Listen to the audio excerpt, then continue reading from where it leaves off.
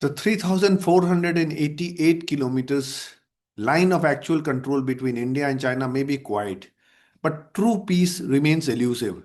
While Beijing calls for border disputes to not define the wider relationship, the reality on the ground, from the Galwan clashes to China's support for Pakistan, tells a far more complex story. Yet diplomatic channel remains open to break down the shifting dynamics and what lies ahead for Indo-India-China ties. We are privileged to be joined by a foremost expert on the subject, Ambassador Ashok Kant, former Indian ambassador to China, presently Subhash Chandra Bose Chair of International Relations at Chanakya University, and also a distinguished fellow at the Vivekananda International Foundation. Welcome to Samvad, sir. Thank you. Sir, the Chinese ambassador to India recently said, and I'm quoting him, quote, India, the boundary question between China and India is a complex, sensitive question left over from history, quote closed. India and China did not share borders till the Chinese military conquest of Tibet in 1950. So, what does the ambassador imply when he calls the boundary question as something left over from history? And what implications does this position have on the way the Chinese conduct the negotiations? Well, Mayank, I've been dealing with China for quite some time. As a diplomat, I arrived in Beijing way back in 1981, and then I had 3 diplomatic tours in China. There's one thing which has remained common during this period, the extended period. This particular phrase that they deploy, left over from history. This is a standard Chinese diplomatic vocabulary. It's used for India-China borders, it's used for Taiwan, it's used for South China Sea. And the underlying message is that, this is an aberration which was created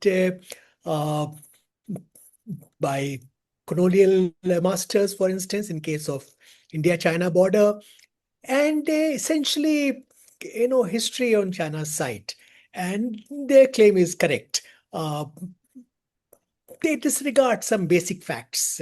What you referred to, for instance, that in 1947, when India became independent, in 1949, when People's Republic of China was established, there was no border between India and China. In fact, border was between India and Tibet. If you go back to Shimla Conference on 1913, 1914, Tibet participated as a co-equal party.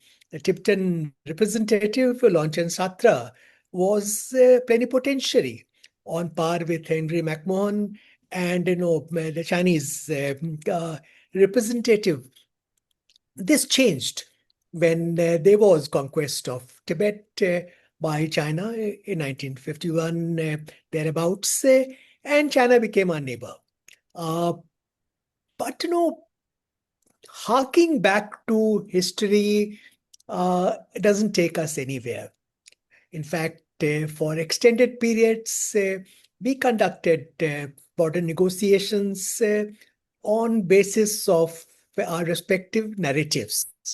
We have a certain case on India-China boundary, which we believe is very strong. Likewise, Chinese have a certain claim, not so strong, yet they advance that claim quite forcefully. It's just not possible to persuade each other. So these contradictory narratives cannot be reconciled. That's a fact. We recognize that during Prime Minister Atal Bihari Vajpayee's visit to China in 2003. I was Joint Secretary of Asia at that time. And we started a new process. Let's find a political settlement of the boundary question rather than remaining bogged down by all this complex history. History is always complex, but idea is to find a solution. As you know, there have been 24 meetings of special representatives who were appointed in 2003. One good progress we made was in 2005 when we concluded the agreement on political parameters and guiding principles boundary settlement. And both sides are fully committed to find a boundary settlement on the basis of those political parameters and guiding principles. So let's not get distracted by complex history on and all that. Today, it's very difficult for us to pretend that the border issue is not there. It's the elephant in the room.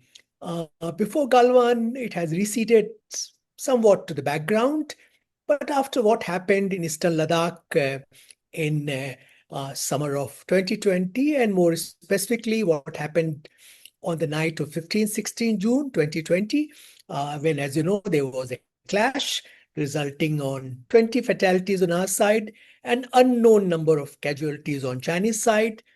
I think we cannot pretend that the border issue is no longer at the center of India-China relations. So Dr. Yashankar, our Minister of External Affairs, has repeatedly underlined this point that the state of borders will determine the state of relations. We are not saying that we'll be able to find a boundary settlement tomorrow, but maintaining peace and tranquility in border areas is an essential prerequisite for continued normalization relations between India and China. Today, India-China borders are stable, and that's a good thing. But India-China borders are not normal. They're not normal because we have, as you know, deployment of troops at a very high level uh, along the borders, which is risky. And also, in terms of normalization relations, we have taken some steps, but we are far from arriving at the stage where we can call that India-China relations are normal. That's where we stand today. Long answer to your question. So I was reading an article on the very issue, sir, border negotiation, written by you in the Hindu. It was published in the Hindu. You have basically red flagged certain issues which most of the people are not aware of. That is what makes it even more important. Such an important issues, and most of the people remain unaware of what is exactly is going on in the negotiations. So I was reading this article where you have raised concerns about the early harvest bit. I mean, in inverted commas, idea in Indo-China boundary negotiations, and you have said that this is detrimental to Indian strategic interest. You have red flagged it for the Indian negotiators, I'm sure, and political leadership also from stumbling into this damaging course of action. Now, this makes it very important, sir. I would request you to elaborate on what makes you believe that seeking an early harvest will be strategically damaging for India, and what actions on the negotiating table makes you feel apprehensive that we could actually be stumbling into a mistake. Uh, I had written that article which Hindu published as the lead op-ed on 3rd June with full sense of responsibility. I know I was a border negotiator when I was in diplomatic service. I was lead negotiator for 2005 agreement on political parameters and guiding principles we discussed earlier. The idea of early harvest is not new. Let me just explain why Chinese call it early harvest. We have 4 sectors along India-China borders. We have Western sector, where Chinese are in illegal occupation of a large tract of territory, including Xijinping, and 2020 they tried to make further intrusions. Then you have middle sector. Now, middle sector, 2 sides have different positions, but we believe in watershed boundary, and we are in effective control of the alignment as we see. Likewise, in Sikkim sector, I'll come to that later. Again, there is a watershed boundary, but there are problems there. And finally, we have eastern sector, that is between Arunachal Pradesh on our side and Tibet on Chinese side. There again, there's a watershed boundary, We are in effective control except 2, 3 pockets where Chinese are in what we call adverse position. Chinese claim a large tract of territory there, what they call Changnan or South Tibet, which of course we don't accept.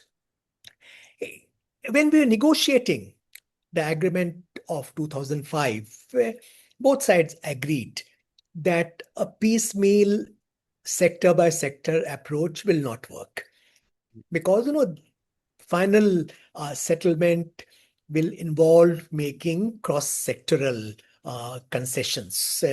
What we have suggested to the Chinese side that you are in occupation in Western sector, we are willing to show greater flexibility there.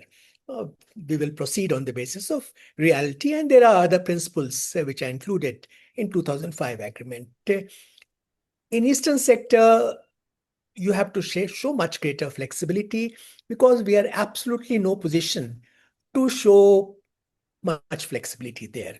The wiggle room available to us is very limited. Chinese demand that we cede Tawang, for instance, is a non-starter. So eventually what will happen? If they're going to a boundary settlement, there'll be East-West swap. This is something Chinese had argued in the past. During Chou En-lai's visit in 1960 and subsequently when Deng Xiaoping met with our then foreign minister, Shri Atal Bihari Vajpayee in 1979 and subsequently, in early 1980s, he talked about package deal.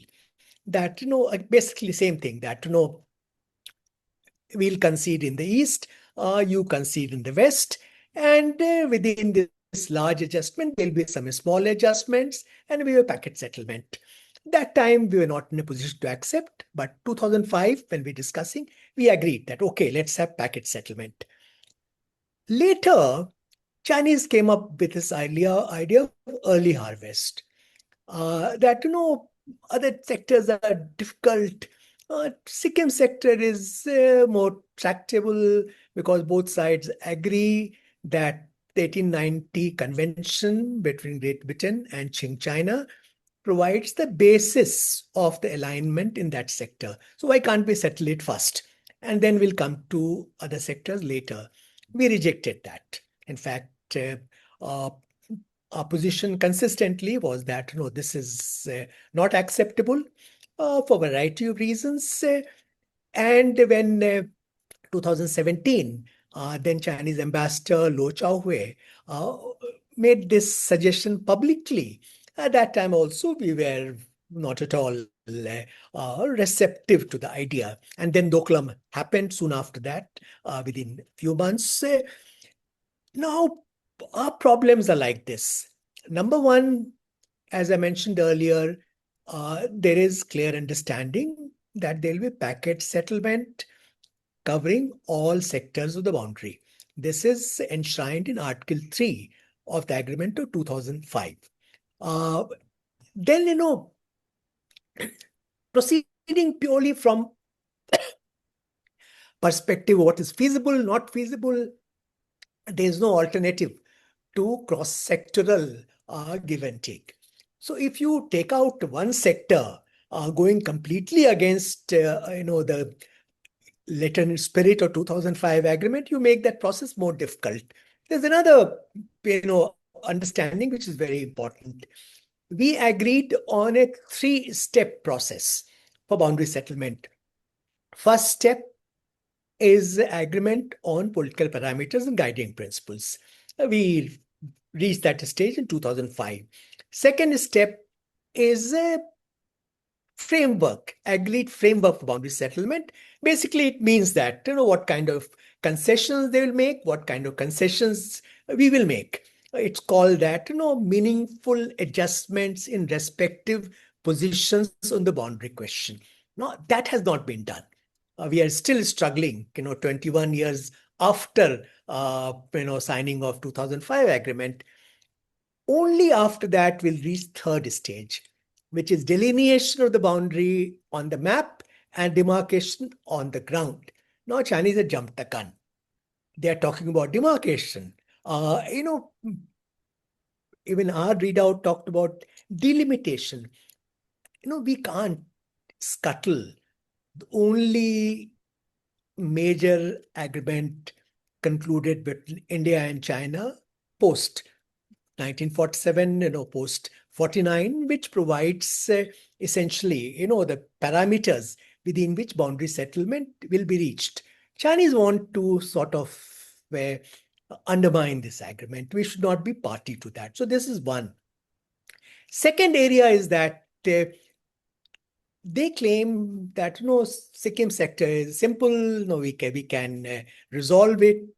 Sushma Swaraj made this point on 3rd August 2017 in Rajya Sabha that if it was already a done deal, then why are they talking about early harvest? What is there to harvest if it's already done? It's not a done deal. In fact, there are major differences. Article 1 of 1890 Convention itself is contradictory. The first sentence talks about watershed boundary, which we accept. Second sentence refers to Gipmochi or Gemochen as the starting point of the boundary between Sikkim and Tibet. Gemochen is 6 kilometers south of watershed. So we argue, India and Bhutan, that it should be Batangla. So basic, the understanding on which we are trying to build this structure is flawed. And then, we have other concerns that the Chinese are essentially trying to get Gipmochi or Gemochen as a trijunction point somehow. Even if we don't discuss that in these talks, when we have discussions on Sikkim, it will give them leverage to force Bhutan to move towards early boundary settlement. And they will create a fait accompli, where Doklam already, in fact, they have changed facts on the ground in that area. Our concern is that they will reach Jhamperi Ridge. Now, Jhamperi Ridge, one end is Gemochen or Gipmochi. If we reach there, from there, they have a clear view of Siliguri corridor, which will also come under fire from there. So, from security point of view, is absolutely unacceptable to us. Moreover, no, it's not backed up by Convention 1890 either, because the crest line is actually 6.5 kilometers ahead of Gipmochi. And this is the position taken by Bhutan and India. China takes a different position. That's why now I've argued forcefully that let's not walk into this trap. There were good reasons why we had not accepted this construct in the past. Even now, we have not accepted delimitation of boundary in Sikkim sector. We only agreed to explore. And when we are exploring, we should make it clear to them that, sorry, this is not something we can accept. We don't even agree on how to interpret Article 1 of 1890 Convention. How do we arrive at our boundary? And Sikkim, there have been other problems. 67, you'll recall, there were bloody clashes at Nathula and Chola. Why it happened? Two sides are different positions on interpretation of watershed boundary. We agree on the basis, watershed, but we interpret differently. 2020, apart from Eastern Ladakh, they tried to get into Nakula in northern Sikkim. And that's again a problem area. So it's a complex issue. When Chinese ambassador says complex issue, that part I agree. Whether or not it's left over from history, well, that's a different matter altogether. So you would suggest that Indian negotiators should basically insist on the package settlement, as in the political parameter, that agreement on political parameters and the guiding principles. So that becomes important, doesn't it? Yeah, exactly. We should follow, political parameters and guiding principles, which are good from our point of view. They provide a solid basis for further work in boundary negotiations, and do so step by step. So next step is, how do we agree on the framework for adjustments by two sides in their respective positions? And this will cover all sectors of boundary. If I may just add one point there. In earlier discussions, this I did not write about it in Hindu because there was constraint of 1150 words. But let me add that in this conversation. When Chinese suggested early harvest in Sikkim sector, we expressed our doubt, but we just wanted to test them out. Are they really interested? Are they sincere? He said, okay, fine. If you want early harvest, let's do like this. Let's do early harvest in Sikkim sector and middle sector in its entirety, because both are watershed boundaries. Let's accept it. And then we leave, remaining two sectors, eastern sector, western sector, for mutual swap. Chinese rejected it. They're not interested. They say, okay, middle sector, how about areas where we agree? What's the point? So we said, no agreement with holes. We are not interested in that. So Chinese are not sincere about any early harvest. In any case, optics are not important when it comes to these serious negotiations. So creating impression of contrived progress, when it undermines your negotiating position, when it undermines the letter and spirit of 2005 agreement, is certainly not advisable from our point of view. Sir, as you write in the article, sir, I mean, India apparently holds what I could make out, correct me if I'm wrong, sir, that India apparently holds geographical advantage, and it could be in the Sikkim sector. So, in case the Chinese, how will the Chinese, if we go in for the early harvest, sir, how will the Chinese will use this to turn the negotiating tables when it comes to the rest of the sectors adversely against India? Mayank, advantage we have uh, is in terms of heights we are occupying in Sikkim, Nathula, Chola, Chinese feel little vulnerable in Chumbi Valley. Now, Chumbi Valley, their strategic objective is a deepening and widening of Chumbi Valley. Widening they are doing by very systematic transgressions in Western Bhutan, particularly since 2017. After the standoff was terminated in Bhutan, we thought we had gained a victory. It was really a Pyrrhic victory, because soon after that, Chinese very systematically started expanding their presence in Western Bhutan, creating facts on the ground. So today what you have as many as 22 villages, quote unquote, in Bhutan. You have large villages like Phangda village, is on Torsanala or Amuchu. They are developing an alternative route. One route which they're trying to develop when we stopped them in 2017 was going right next to our post. Now they're going through Torsanala, Amuchu route to reach Jampari Ridge. So apart from widening, which de facto they have achieved, unfortunately, they would like to deepen. And deepening will involve, pushing, the trijunction point from Batangla to Gipmochi or Gemochen, and then getting control of Jampari Ridge.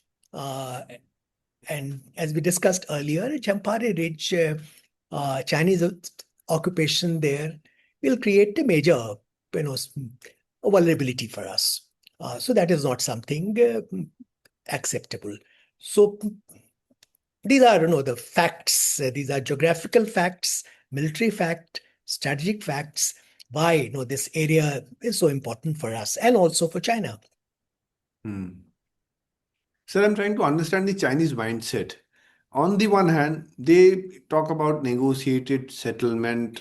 They show an inclination for negotiated settlement. And on the other side, we see them build military facilities just aside the LAC.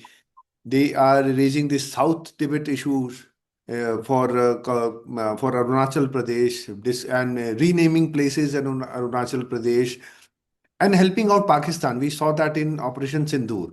So, how does, as a negotiator and as a country, as a layperson also, sir, not only as a negotiator, how does one decipher these conflicting signals which keep on coming out of China? What we need to pay attention is not the rhetoric, though rhetoric also is sometimes very negative, very offensive. But no concrete actions being taken by them. And these actions are what you described. They are bolstering their infrastructure in Tibet and Xinjiang in a manner which causes deep concern to us. Because this improves, enhance their capacity to induct and deploy forces. So that changes, the balance. As it is, we are at disadvantage because they are plateau on their side. Our side, it's a more difficult terrain, and infrastructure is so much better on their side. They're adding to that. Then, border villages, which have what you call Shokhang villages or wellness villages, they're coming up very large number. Basically, these are border defense villages. These are sort of uh, meant to make it easier for PLA to operate in those areas.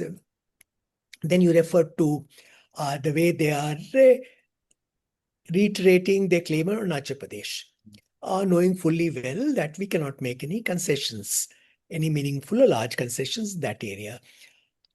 We tell them in track 2 discussions, as long as you are making those claims, our conclusion will be that you're not sincere about any boundary settlement. Essentially, they are trying to maintain unresolved boundary, unclarified line of actual control as pressure points against India. They believe time is on their side.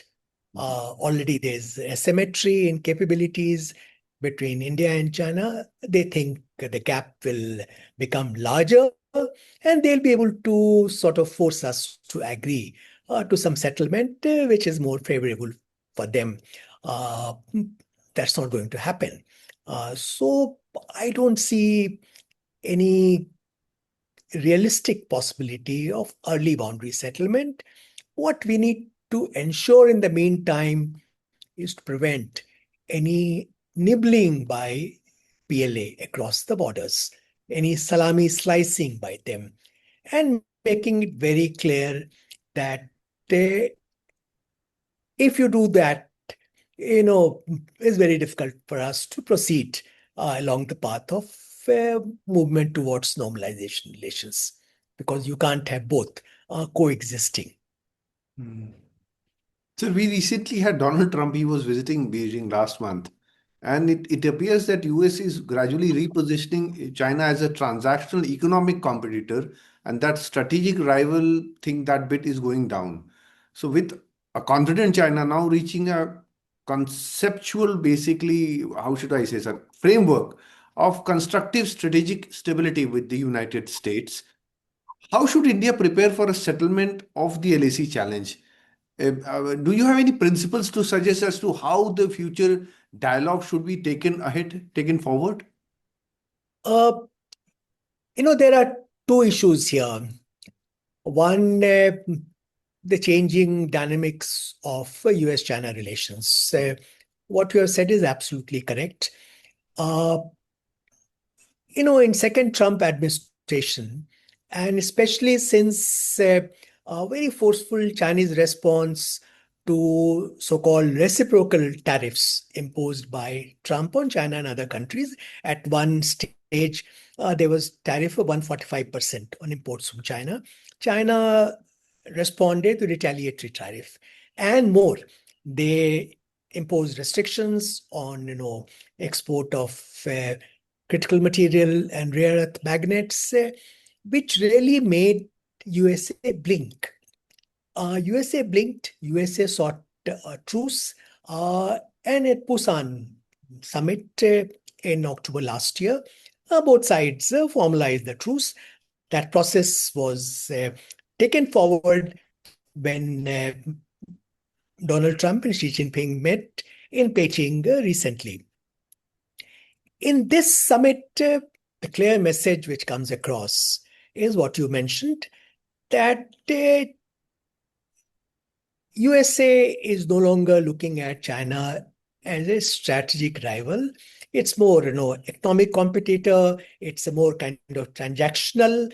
In fact, Trump formally agreed to a formulation to describe relationship as constructive, uh, you know, um, stability.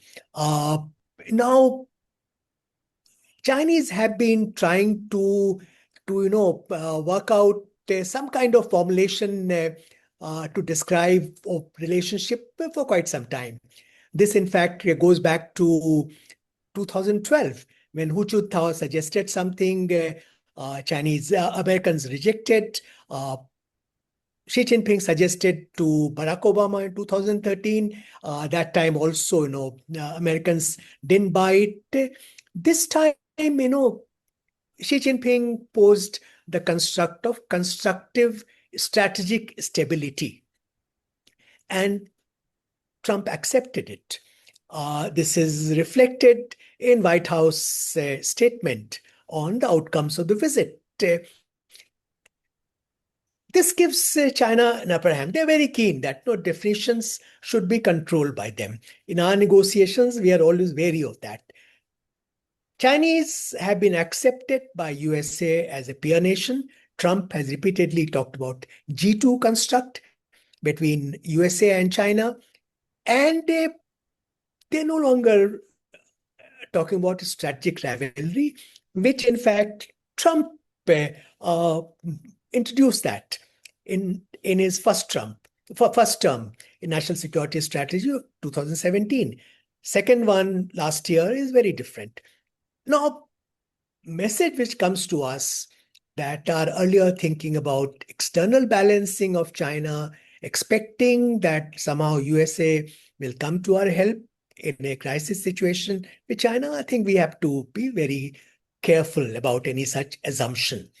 That may not happen because US-China relationship is being recalibrated to China's advantage, where USA no longer looks at India as a strategic counterpoise to China. So things have changed. As you know, India-US relations also are passing through a period of turbulence. Now, coming to LAC, the question you asked, honestly, when we take position on the boundary question and line of actual control, we are not bothered so much about what the Americans are doing with China. We have a strategic autonomy. We take position based on our understanding of what is right for us. And here, what I've been suggesting, that one, we should not accept this construct of early harvest. It doesn't work to our advantage at all. Two, we should work on the basis agreement of 2005 on political parameters and guiding principles, which is agreed by both sides and which provides a good basis for proceeding with further negotiations. Three, we should continue to reiterate that peace and tranquility along line of actual control is essential for our moving along the track of progress towards normalization. That's an essential guarantor. If Chinese don't follow that, it's difficult for us to move towards normalization. And final point I'll make, which I've made, that we need to convey clearly to Chinese side that border issue, as we discussed earlier, is back to the center of India-China relations. We can't wish it away. We need to address it with a sense of urgency. So Chinese need to show requisite political will to address it. Likewise, we'll have to show requisite political will. And we should tell them that you're making noises on so-called Changnan or South Tibet. to describe Arunachal Pradesh, or indulging this childish exercise of renaming places in Arunachal Pradesh doesn't help at all.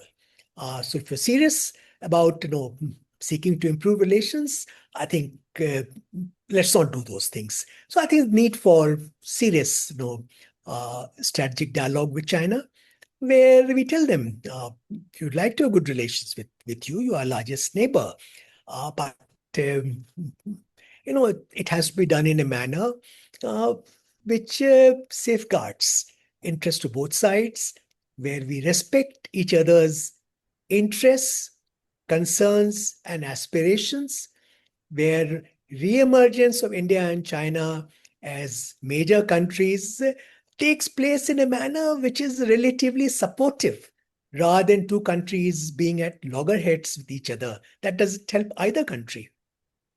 Sir, I hope these words of wisdom are heard by negotiators and policymakers on both sides of the border. And I would like to conclude on that note itself, sir, because we're running short of time. Thank you so much for sparing your time and sparing your views with us, sir. Thank you so much. It was my pleasure, Mayank. So good Yes. talking to you.